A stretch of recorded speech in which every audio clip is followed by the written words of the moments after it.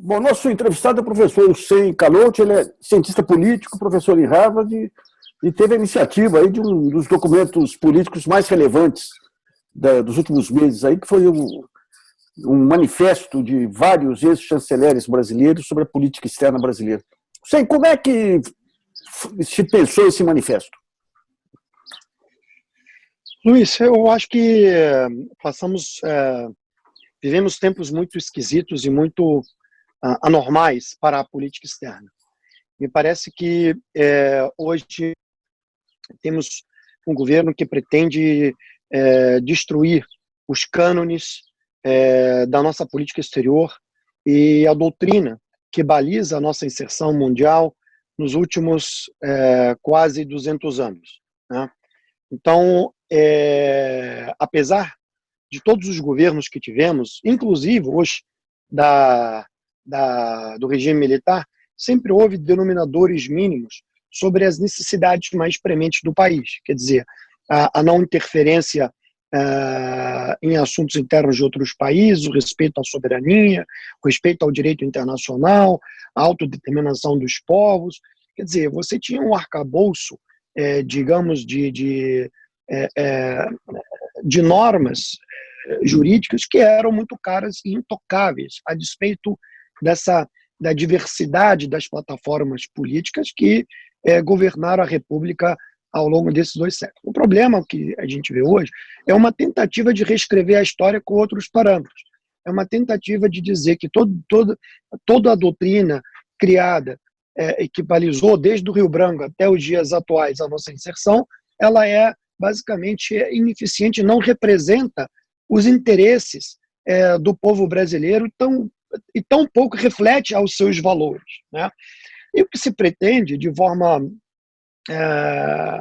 bastante, na minha opinião, irresponsável, tentar reprojetar os interesses estratégicos do Brasil no mundo a partir de paradigmas que não refletem aos nossos interesses estratégicos. Pois bem, e no contexto desse tema, vários das autoridades que assinaram esse documento, que aceitaram fazer parte, digamos, do que eu chamo a Frente Democrática da Política Externa na Nova República, né?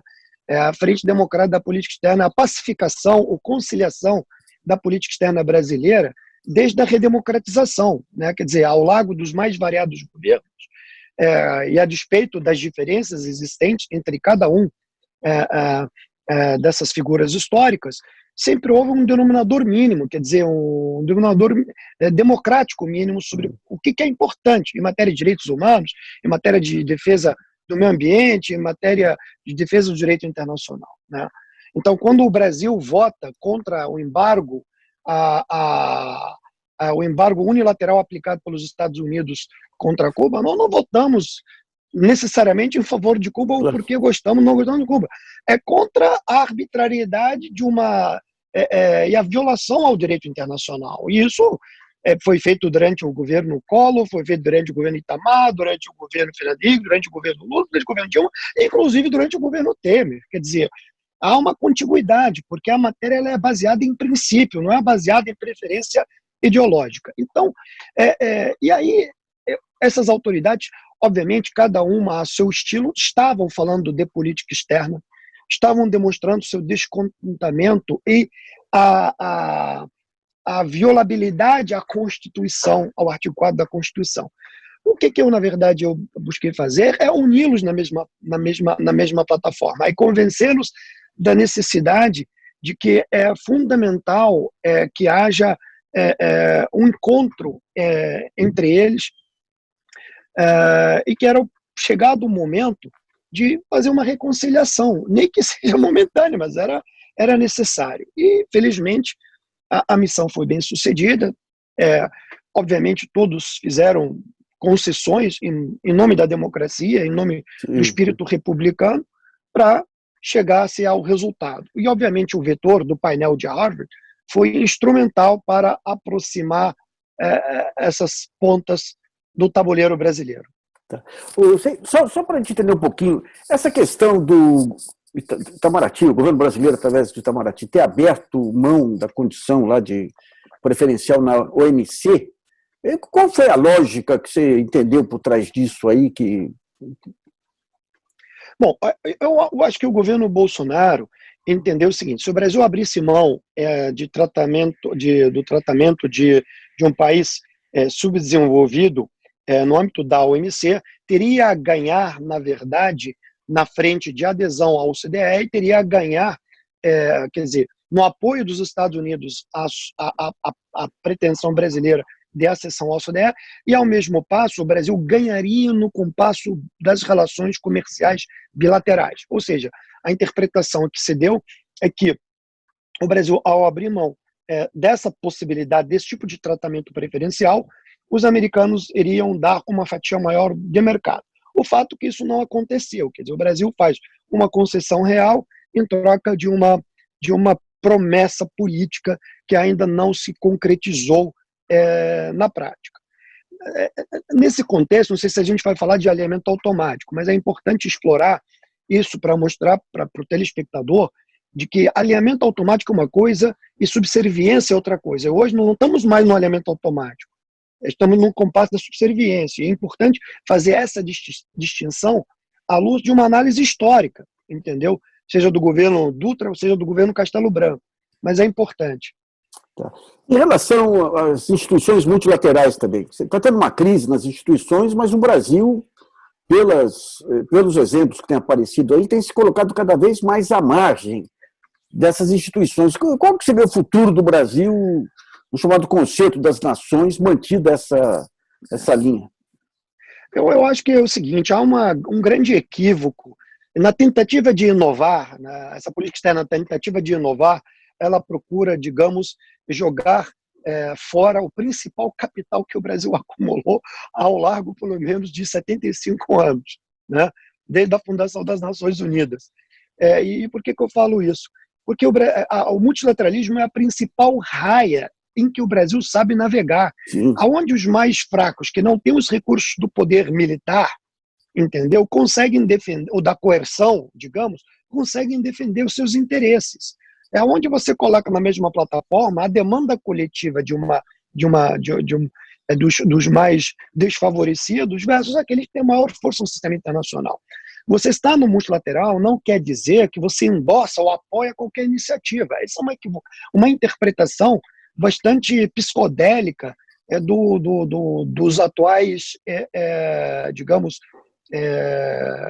formuladores da política externa.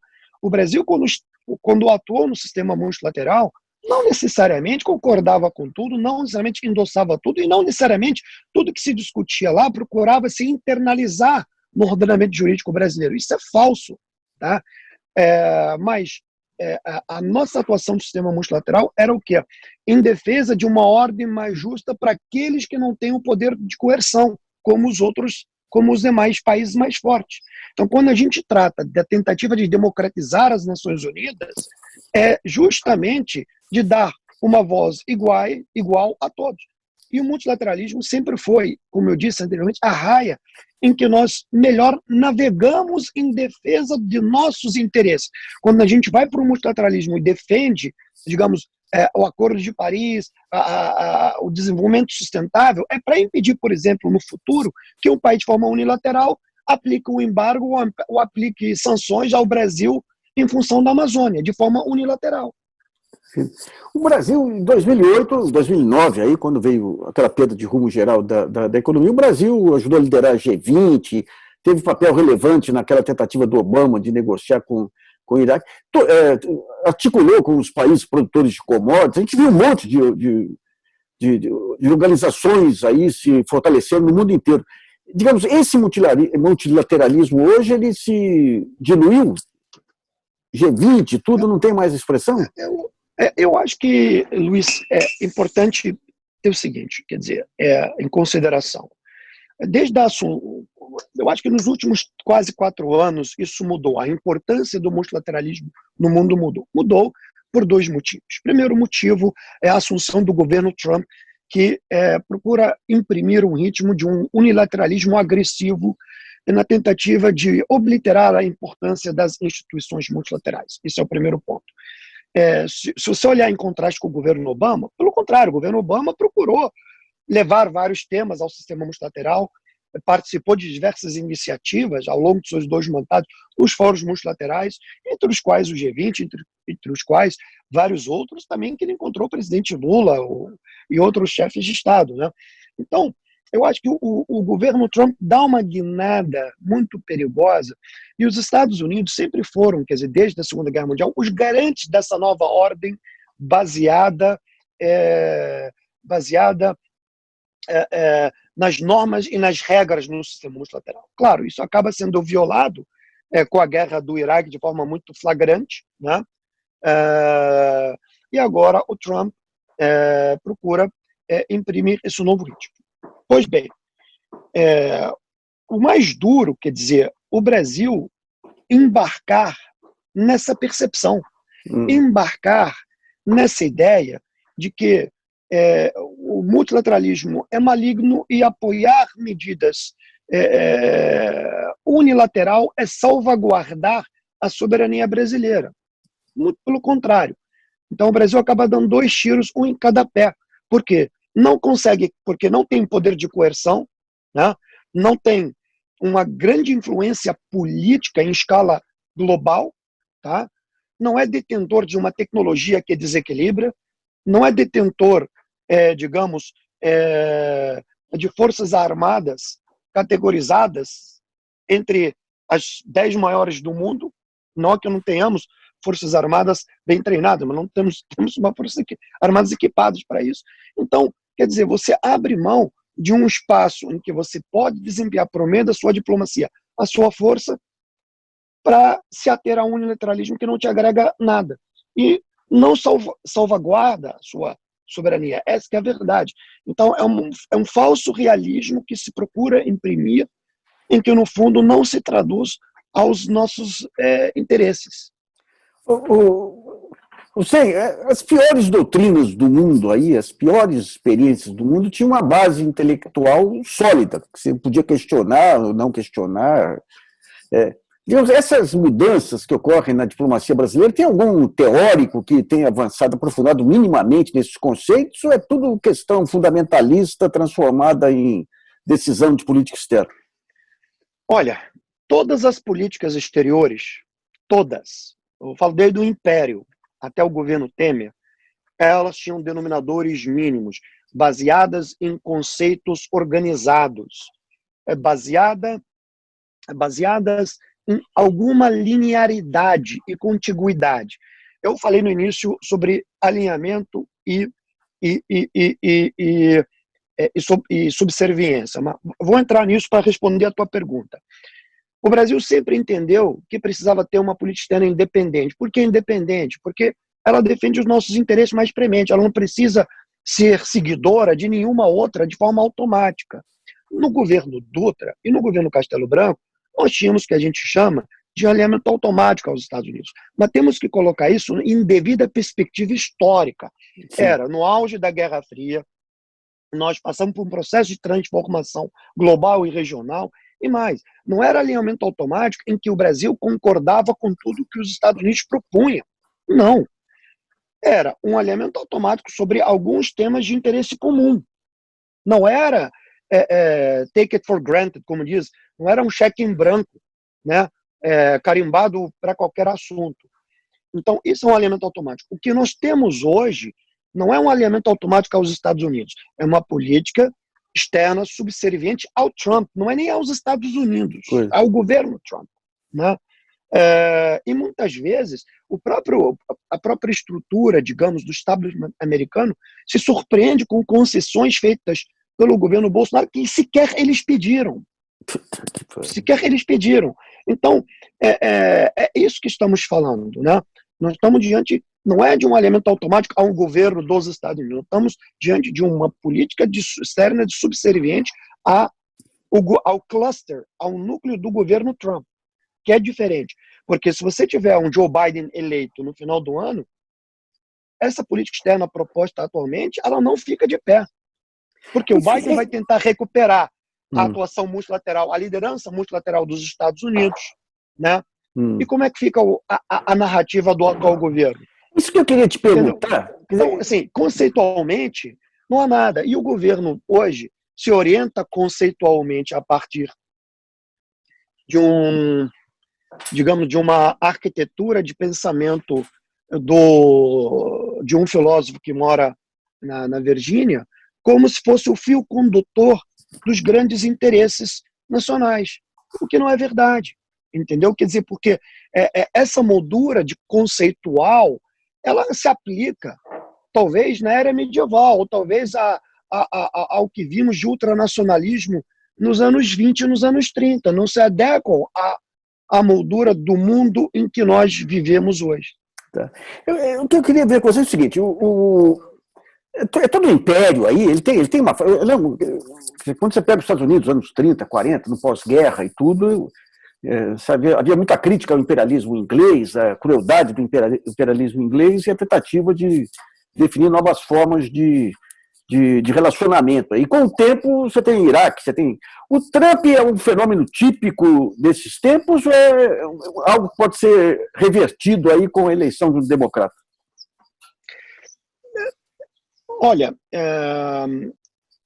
Luiz, não temos que ser realistas. Os Estados Unidos são indispensáveis para uma ordem internacional equilibrada e próspera, né?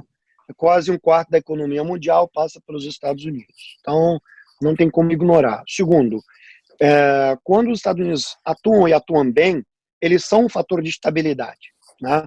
Então, vamos recordar o governo Trump, que, na minha opinião, foi um bom governo, né? Perdão, desculpa, o governo Obama. Tá. Obama foi um bom governo para os Estados Unidos e digamos, para a ordem global como um todo. Se a gente olhar o governo Clinton, também promoveu diversos acordos de paz de altíssima importância e foi um governo importante para o equilíbrio do sistema internacional. Então, não temos como pensar uma ordem internacional sem os Estados Unidos, à medida que é um país importante. A questão é, sobretudo, como o Brasil quer se comportar diante desta ordem, como o Brasil quer definir o seu espaço de inserção internacional e a partir de que balizas pretende defender o interesse nacional. Não é atacando a China e louvando o Trump que você estará defendendo o interesse nacional. Não é atacando a Argentina e ficando à deriva na América do Sul que você estará defendendo o interesse nacional brasileiro. Portanto, Luiz, eu procuro enxergar o papel dos Estados Unidos sob a ótica de um país que tem muito a contribuir para a estabilidade. E a sua ausência, ela gera instabilidade. Hoje, nós não temos os Estados Unidos na ordem internacional. Nós temos a política externa caótica do Trump, tentando sombrear a ordem internacional. Essa que é a verdade. E entrando uma nova administração, digamos, os laços comerciais, diplomáticos com a China, você pode ter uma detente aí para permitir, inclusive a países como o Brasil, explorar bem as rivalidades entre ambos, aí, como fez em várias fases da história? É natural, quando você tem... poucas vezes na história tivemos apenas uma única potência hegemônica, única. Eu falo da era mais moderna e contemporânea, né? Um país único detentor do século XIX em diante, nunca tivemos alguém detentor hegemônico do poder global. Sempre você teve um equilíbrio entre duas ou mais potências. E é a primeira vez desde a queda da União Soviética em que os Estados Unidos ficam exclusivamente os detentores até a emergência da China. O que nós estamos tendo é uma reacomodação dessas placas tectônicas no sistema internacional, né? Então, é natural que haja atrito. É natural que haja atrito, haja, digamos, disputas, haja uma rivalidade. Mas é importante mencionar que nunca tivemos duas grandes potências em que seu arcabouço econômico fosse tão integrado e dependente um do outro. Entendeu? Nunca. Razão pela qual um conflito permanente ou um conflito da natureza militar, ele é devastador para os dois. E ambos sabem disso. Por quê? Significa a destruição da economia global é a destruição das duas economias, o que permite surgir um terceiro ator que pode vir a liderar. Então, eles têm uma consciência muito clara dessa equação. Os principais investidores na economia americana são os chineses. Nas cadeias globais de valor, a inserção dos Estados Unidos depende muito da China e da China dos Estados Unidos. Então, você não tem como desacoplar. A Rússia, a União Soviética e os Estados Unidos não tinham digamos, essas placas interligadas. Né? Então, é importante ter isso em perspectiva. Então, quando o Brasil toma o lado o lado em favor de um ator, ele, na verdade, está impedindo a sua capacidade, ou está impedindo de ter, de poder operar e navegar em múltiplos tabuleiros estratégicos. Nós não temos que escolher entre um e outro. Se nós temos a capacidade de navegar nos dois, nós temos que trabalhar nos dois tabuleiros. E tem que lembrar que os principais competidores dos produtos brasileiros em matéria de commodities para a China são os Estados Unidos. Quer dizer, quanto mais a gente briga com a China, mais a gente se distancia, mais ele consegue exportar e suprir o gap que a gente tem. Então, é importante ter isso em perspectiva. E mais, para você brigar com a China, de 100% da pauta exportadora brasileira, eu escrevi hoje um artigo no estado de São Paulo sobre o risco ao comércio exterior brasileiro. E eu trago esses dados que foram publicados pelo Ministério da Agricultura e da Economia, que ninguém olhou direito. De 100% da nossa exportação no mundo, quase 47%, quase metade, é a pauta do agrobusiness. Isso. Pois é, só que dessa pauta, quase a metade dessa pauta um terço, um pouco mais de um terço dessa pauta tem como destino o mercado chinês. Ora, bolas, se você hoje começa a antagonizar com a China e você esgarça essa relação, você precisa pensar para onde tem que escoar essa produção, meu amigo. Porque você vai ter problema de renda, de crédito, de emprego, queda do PIB, uma série de coisas que não te agregam nada. Então, se você de fato acredita que a China é responsável pelo coronavírus e você precisa se distanciar, primeiro você tem que ter um plano estratégico para saber o que você faz, o que você vai fazer com a sua produção. Né? Agora, você montou um discurso paradoxal de querer manter a exportação, de querer manter a China como parceiro preferencial na relação econômica, um grande mercado, e ao mesmo tempo atacar de forma agressiva e desnecessária, de uma percepção totalmente juvenil. Bom, Zé, muito obrigado pela sua entrevista aí. E sempre que tiver. Vou te incomodar outras vezes aí, porque suas luzes são relevantes aí. Luiz, é um privilégio, uma honra falar ao seu telespectador. Conta sempre comigo e o que mais importa nesse momento é promover o debate republicano, democrático, em defesa dos interesses nacionais brasileiros. Obrigado pelo convite. Foi uma honra estar com você. Um abraço, então.